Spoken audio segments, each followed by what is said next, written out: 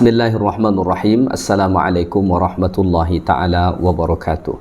Alhamdulillah wassalatu wassalamu ala Rasulillah wa ala alihi wa sahbihi wa mawalah.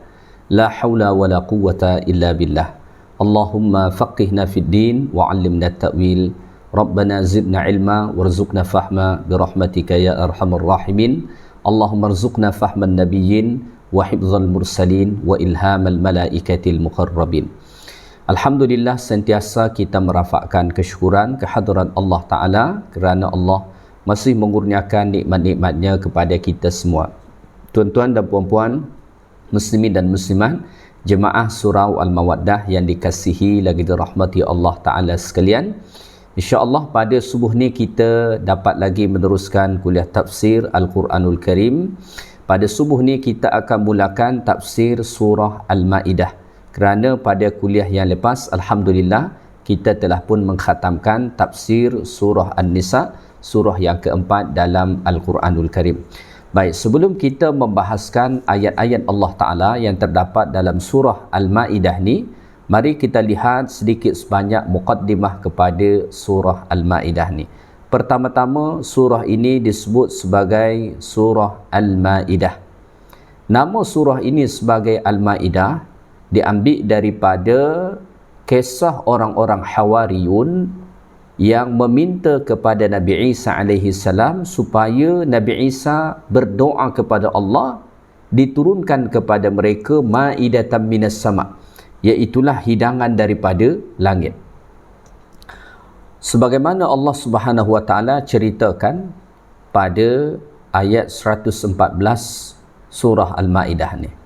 Maka Nabi Isa alaihi salam berdoa kepada Allah Ta'ala, Allahumma rabbana anzil alaina ma'idatan minas sama' takunu lana 'idan li awwalina wa akhirina wa ayatan mink warzuqna wa anta khairur raziqin. Doa ni mungkin biasa kita dengar dibacakan oleh setengah imam, ya. Jadi disebabkan kisah permintaan Hawariyun ini kepada Isa supaya Isa meminta ma'idatan minas sama', hidangan daripada langit, maka disebutlah nama surah ini sebagai surah Al-Ma'idah. Ini nama yang pertama. Kemudian surah ini juga disebut sebagai surah Al-Uqud. Kenapa? Kerana Allah Subhanahu wa taala berfirman pada ayat yang pertama, ya ayyuhalladzina amanu aufu bil uqud. Wahai orang-orang yang beriman, sempurnakanlah perjanjian-perjanjian kamu. Maka oleh kerana ada perkataan uqud dekat sini, maka surah ini pun disebut sebagai surah Al-Uqud. Ini nama yang kedua. Seterusnya, surah ini juga disebut sebagai surah Al-Munqidhah. Ya, disebut sebagai surah Al-Munqidhah. Disebut dalam satu riwayat, Suratul Ma'idah tud'a fi malakutis samawati Al-Munqidhah. Surah Al-Ma'idah ni disebut di langit sebagai surah Al-Munqidhah. Al-Munqidhah artinya apa? Annaha tunqidhu sahibaha min aidi malaikatil azab. Bahawa orang yang bahawa surah Al-Ma'idah ni ataupun surah ini membebaskan orang-orang yang membacanya, orang-orang yang mengamalkannya, orang-orang yang mengkajinya daripada tangan malaikat azab, ya. Selain itu ada juga yang menamakan surah ini sebagai surah Akhyar, sehingga kan terdapat beberapa nama kepada surah ini. Pertama Al-Ma'idah, yang kedua disebut sebagai surah Al-Uqud, dan yang ketiga disebut sebagai surah Al-Munqidhah, dan yang keempat disebut sebagai surah Akhyar. Inilah 4 nama kepada surah Al-Ma'idah ni. Seterusnya surah Al-Ma'idah ni wahiyya madaniyatun bil ittifaq. Ni adalah surah madaniyah berdasarkan kepada kesepakatan ulama. Maknanya tidak ada perbezaan pendapat dalam kalangan ulama bahawa surah ini adalah surah madaniyah. Artinya surah ini diturunkan kepada Nabi kita sallallahu alaihi wasallam selepas baginda hijrah ke Madinah. Dan para ulama menyatakan annaha nazalat munsarifa Rasulullah sallallahu alaihi wasallam min al-Hudaybiyah. Menurut satu riwayat, surah Al-Maidah ni diturunkan kepada Nabi sallallahu alaihi wasallam selepas baginda pulang daripada perjanjian Hudaybiyah. Ya. Perjanjian Hudaybiyah itu berlaku pada tahun 6 Hijrah. 6 tahun selepas Nabi hijrah ke Madinah. Maka surah Al-Maidah ni diturunkan pada tahun yang sama atau selepas itu sedikit. Jadi boleh kita agak-agak bahawa surah Al-Maidah ni turun sekitar tahun 6 Hijrah sampai 7 Hijrah. Tetapi disebut turun dekat sini selepas itu, selepas perjanjian Hudaybiyah tahun 6 Hijrah, bukan bermakna seluruh surah dalam Al-Maidah ni diturunkan pada ketika itu. Ya. Bukan berarti diturunkan semua pada ketika itu, tetapi sebahagian yang diturunkan kemudian.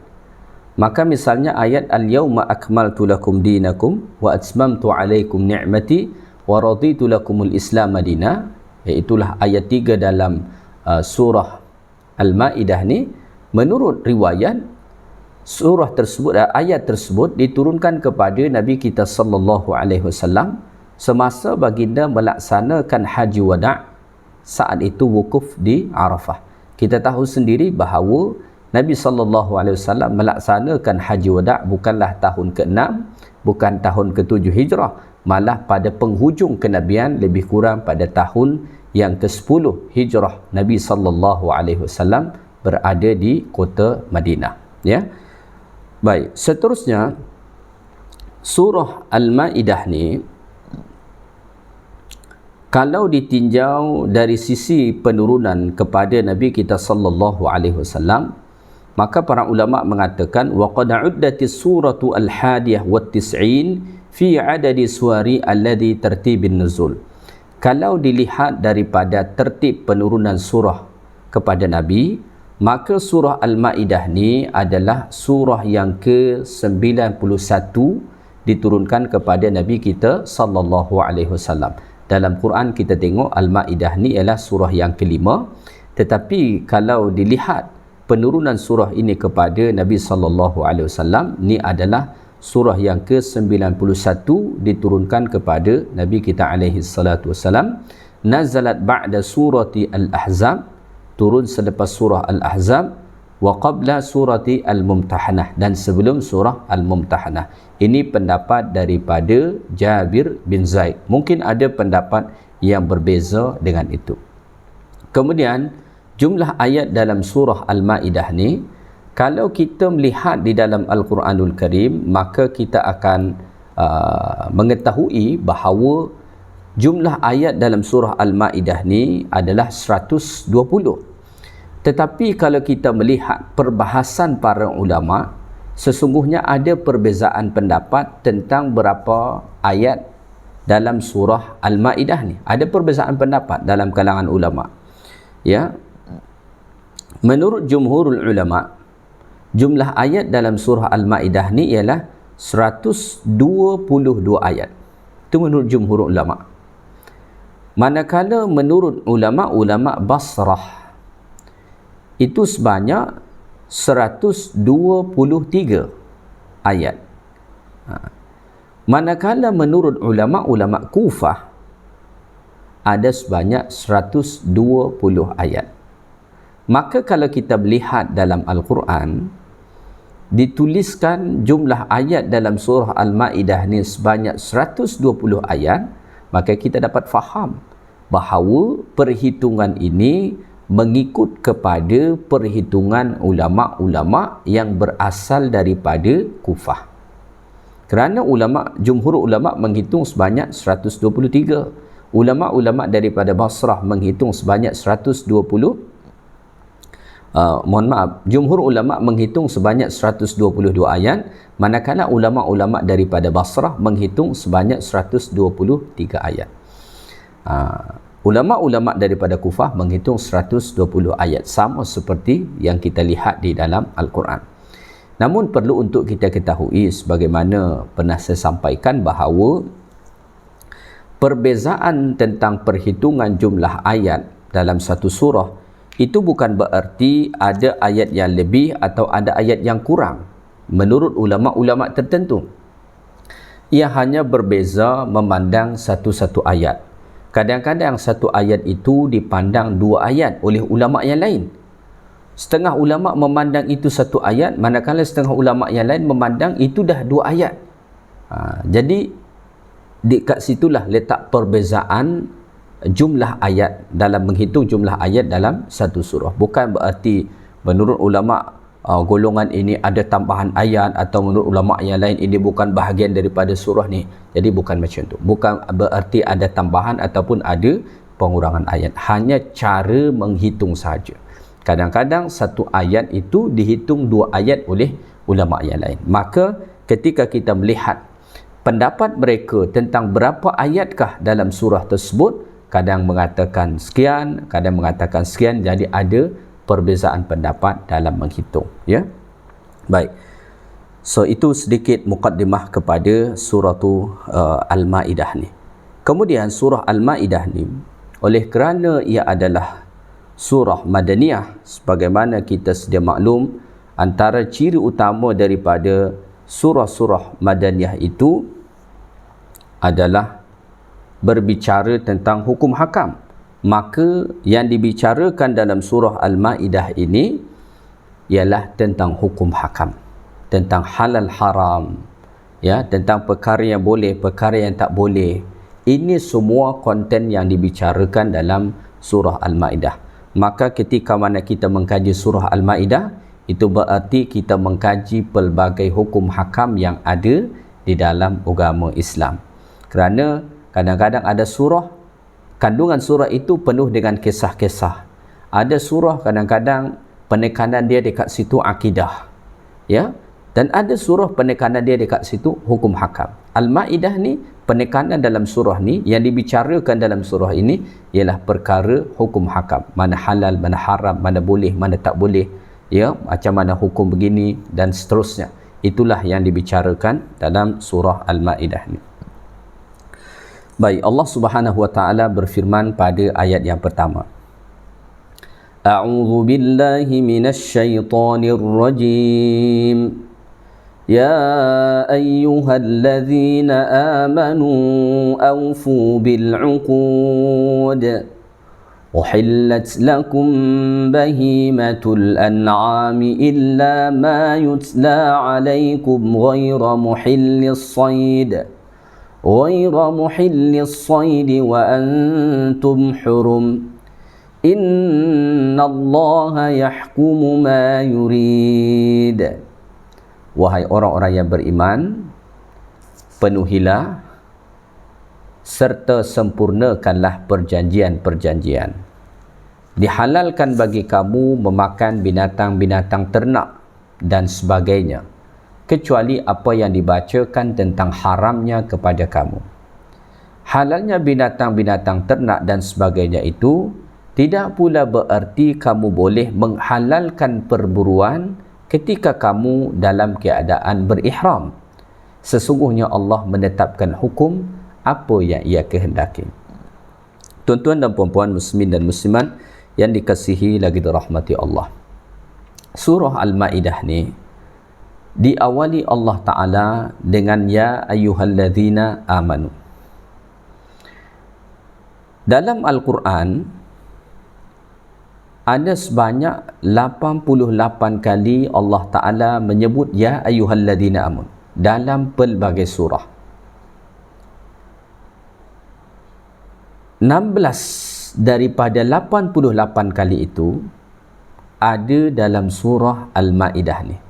So dalam surah Al-Maidah ni ada sebanyak 16 ayat yang Allah Ta'ala mulai dengan ya ayyuhalladzina amanu. Salah satunya ialah pada ayat yang pertama ini. Begitu juga nanti ayat yang kedua dan ayat-ayat yang lain dalam surah Al-Maidah ni. Biasanya ketika mana Allah Ta'ala menyebutkan ya ayyuhalladzina amanu, dua sahaja kemungkinan selepasnya. Kemungkinan pertama, perintah daripada Allah. Kemungkinan yang kedua ialah tegahan daripada Allah Subhanahu wa taala. Dua kemungkinan ini saja.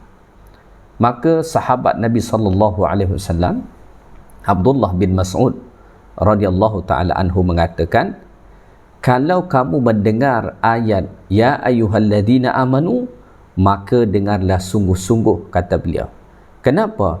Kerana perintah yang Allah Ta'ala sebut selepasnya adalah perintah yang sangat penting, dan tegahan yang Allah Ta'ala nak sebut selepasnya adalah tegahan yang sangat penting juga untuk kita tinggalkan. So pada ayat ini Allah Ta'ala mulakan dengan ya ayyuhalladzina amanu.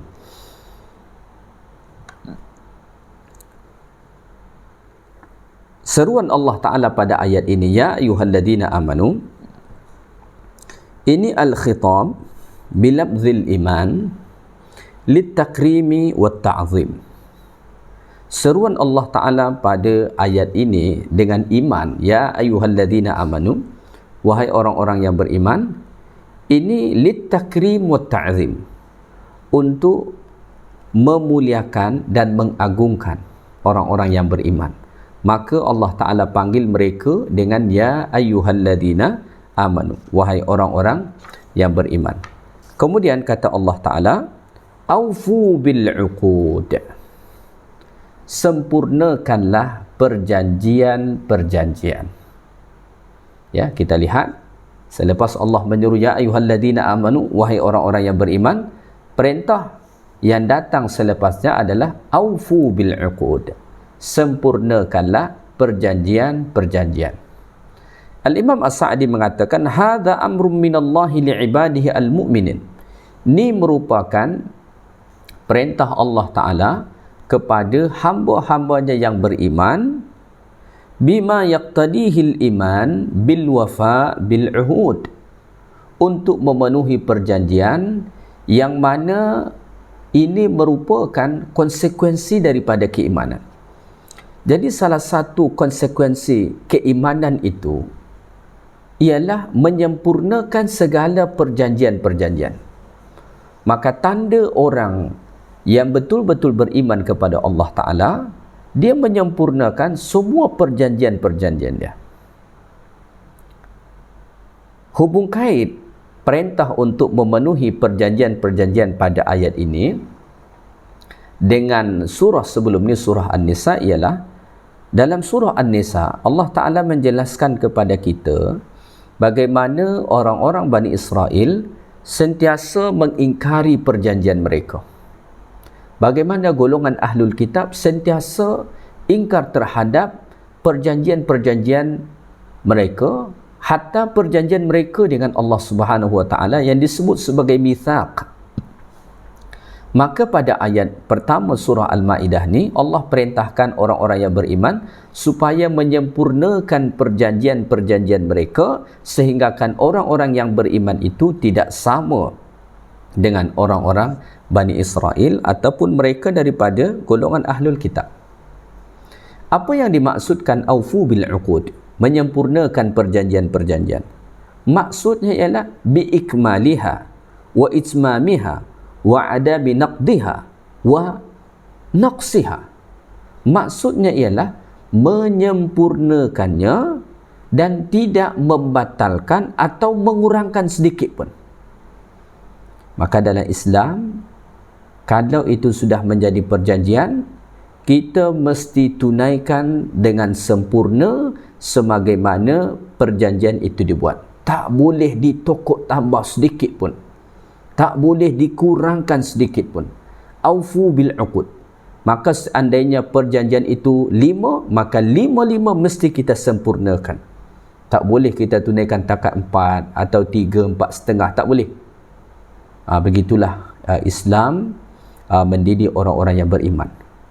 Maka salah satu ciri orang-orang yang fasik, begitu juga orang-orang munafik, Allah Ta'ala sebut dalam Quran ialah ketika mana mereka berjanji, mereka memutuskannya. Ya, sesuatu yang semestinya mereka hubungkan, mereka tunaikan, mereka sempurnakan, tetapi mereka tidak lakukan. Orang yang beriman tidak boleh mempunyai sifat seperti itu. Baik, aufu bil uqud, kata Allah pada ayat ini, sempurnakanlah perjanjian-perjanjian kamu. Perjanjian dekat sini, ini adalah lafzun yashmilu kulla aqdin wa ahdin. Ini adalah lafaz yang bersifat am, mencakupi setiap akad dan perjanjian. Maka yang dimaksudkan perjanjian dekat sini, syamilun lil uqud allati bainal abdi wa baina rabbih, mengandungi perjanjian antara kita dengan Allah Ta'ala.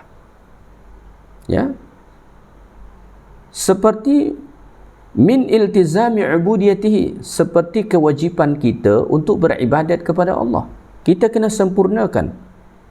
Wal qiyami biha atamma qiyam, dan menunaikannya dengan sempurna.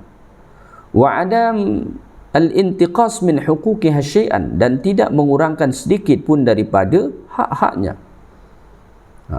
Maka Abdullah bin Abbas radhiyallahu taala anhuma mengatakan, al-uqud, yang dimaksudkan dengan uqud, perjanjian dekat sini, iaitulah ma ahallallah wa ma harrama wa ma furida fil Quran kulli, ya, min at-takalif wal ahkam. Perjanjian yang dimaksudkan dekat sini yang kita kena sempurnakan itu, apa-apa yang Allah Ta'ala halalkan, maka halalkan dengan sempurna. Begitu juga apa-apa yang Allah Ta'ala haramkan, haramkan dengan sempurna. Dan semua yang difardukan oleh Quran, tunaikan dengan sempurna, daripada tanggungjawab serta hukum hakam. Maka perjanjian dekat sini sangat am, bersifat umum, ya, termasuk antara seorang hamba dengan Allah. Maka kita dengan Allah Ta'ala ada perjanjian.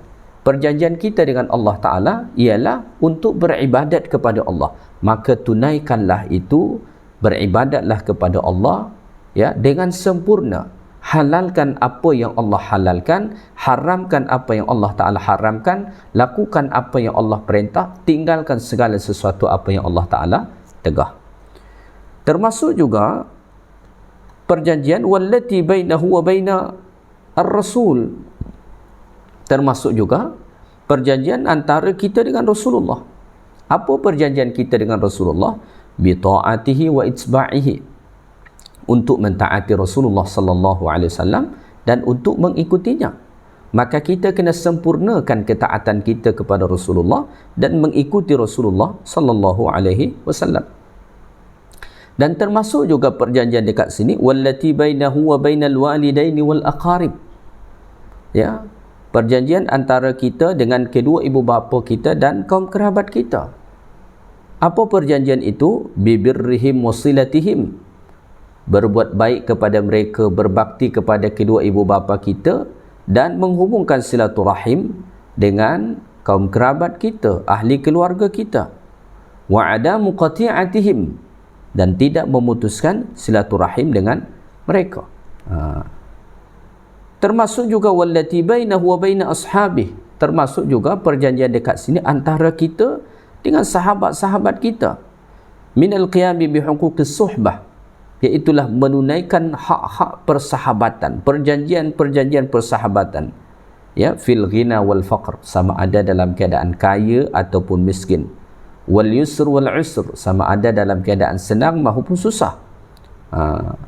Wallati bainahu wa bainal khalqi min uqudil muamalat, termasuk juga perjanjian antara kita dengan orang lain dalam perjanjian-perjanjian muamalat, seperti kalbai', seperti misalkan perjanjian dalam jual beli, maka tunaikan dengan sempurna.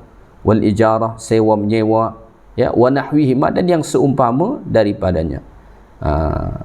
Maka melalui ayat ini Allah Ta'ala perintahkan kita aufu bil uqud, sempurnakanlah semua perjanjian-perjanjian, sama ada perjanjian antara kita dengan Allah untuk beribadat kepadanya, untuk taat kepadanya, atau perjanjian antara kita dengan Rasulullah untuk sentiasa mengikuti baginda, atau perjanjian kita dengan kedua ibu bapa dan kaum kerabat kita untuk sentiasa berbakti kepada mereka dan menghubungkan silaturahim dengan mereka, dan termasuk perjanjian itu antara kita dengan sahabat-sahabat kita untuk sentiasa menunaikan hak-hak ataupun perjanjian-perjanjian persahabatan, sama ada sedang kaya ataupun miskin, tengah senang ataupun susah, ya, termasuk perjanjian-perjanjian dalam muamalat seperti jual beli, sewa menyewa, perkahwinan dan lain sebagainya.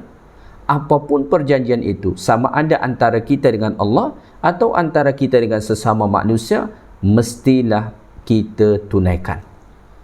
Bahkan kalau kita membaca dalam Al-Quran, hatta perjanjian dengan orang bukan Islam pun, ya, hatta perjanjian dengan orang bukan Islam pun, kita diperintahkan untuk menyempurnakan perjanjian kita itu, selagi mana mereka juga menjaga perjanjian tersebut. Tetapi kalau mereka dah terlebih dahulu membatalkan, maka kita boleh untuk membatalkan. Tetapi kalau mereka masih menjaga perjanjian itu, Allah perintahkan kita untuk tetap menjaga perjanjian tersebut, ya. Baik. Seterusnya Allah Subhanahu wa taala berfirman pada ayat ini, kata Allah Taala, uhillat lakum bahimatul an'am, dan dihalalkan bagi kamu haiwan ternak, ya, dan dihalalkan bagi kamu haiwan ternak, ya. Ai uhillat lakum, dihalalkan bagi kamu, ai li ajalikum, kerana kamu, rahmatan bikum, ini sebagai rahmat daripada Allah. Bahimatul an'am, iaitulah haiwan ternak. Haiwan ternak dekat sini ialah minal ibil, seperti unta, wal baqar, seperti lembu, wal ghanam, dan kambing, ya. Bal rubbama dakhala fi dhalika al-wahsh minha, tetapi juga selain itu, ya, masuk juga haiwan yang lain, ya, seperti kijang, seperti haiwan-haiwan buruan yang lain, mungkin rusa, ya, keldai dan lain sebagainya, masuk dalam kategori itu. Maka dihalalkan bagi kamu bahimatul an'am, haiwan ternak dan juga haiwan-haiwan yang lain. Ini sebagai rahmat bagi kita daripada Allah Subhanahu wa taala. Kerana orang-orang Bani Israel dahulu ada haiwan-haiwan yang Allah haramkan kepada mereka disebabkan kedegilan mereka, disebabkan kederhakaan mereka. Akhirnya Allah Ta'ala haramkan kepada mereka haiwan-haiwan yang sebelumnya halal bagi mereka. Maka Allah halalkan bagi kita bahimatul an'am ini sebagai rahmat daripada Allah Ta'ala untuk kita, sehingga kan kita dapat menikmati haiwan-haiwan ternak itu untuk kita makan dagingnya. Kemudian Allah Ta'ala sebut, illa ma yutsla alaikum, kecuali atas apa yang dibacakan atas kalian. Maksudnya ialah kecuali apa yang diharamkan dari binatang ternak tersebut.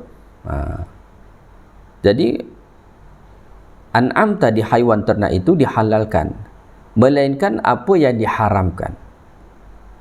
Apa yang diharamkan itu nanti Allah Ta'ala sebut selepas ini. Misalnya Allah Ta'ala sebut, hurriman alaikumul maitatu waddamu walahmul khinzir wa ma uhilla li ghairillah wal munkhaniqatu wal mawquzatu wal mutaraddiyatu wan natihatu wa ma akala sab'u, sampai seterusnya. Ya, jadi haiwan ternak itu asalnya ialah dihalalkan Allah Ta'ala bagi kita, tetapi oleh kerana sebab-sebab tertentu maka ia kemudian boleh menjadi haram, ya. Seperti misalnya mati dalam keadaan tidak disembelih, ataupun kematiannya mungkin kerana dipukul, kerana terjepit, kerana kena tanduk, ya, kerana jatuh, ya, dan lain sebagainya. Walaupun dia kategori an'am, haiwan ternak seperti unta, lembu, kambing dan lain sebagainya, yang asalnya ia adalah halal, tetapi boleh kemudian berubah menjadi haram. Kenapa? Oleh kerana proses kematiannya tidak sesuai dengan apa yang disyariatkan oleh Allah Subhanahu wa taala. Baik, kemudian Allah Subhanahu wa taala sebut pada ayat ini ghaira muhillis saidi wa antum hurum. Ya, ghaira muhillis saidi wa antum hurum. Ya. Kata Allah Ta'ala pada ayat ini, halnya binatang-binatang ternak dan sebagainya itu tidak pula berarti kamu boleh menghalalkan perburuan ketika mana kamu dalam keadaan berihram. Ya.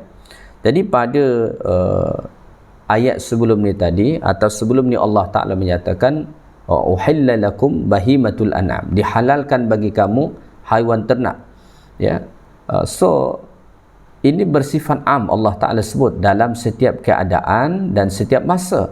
Maka kemudian Allah Ta'ala mengecualikannya. Ya, Allah Ta'ala kecualikan, iaitulah binatang buruan dalam keadaan ihram.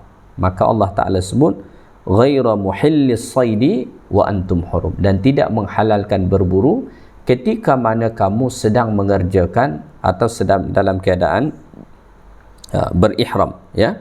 Jadi seseorang yang sedang berihram, ya, ia tidak diperbolehkan untuk berburu.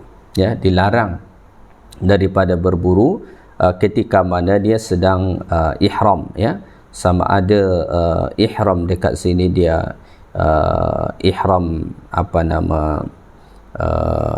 haji ataupun mungkin ihram untuk umrah. Ya, yang penting dia dalam keadaan ihram, maka tidak dibolehkan dia untuk berburu.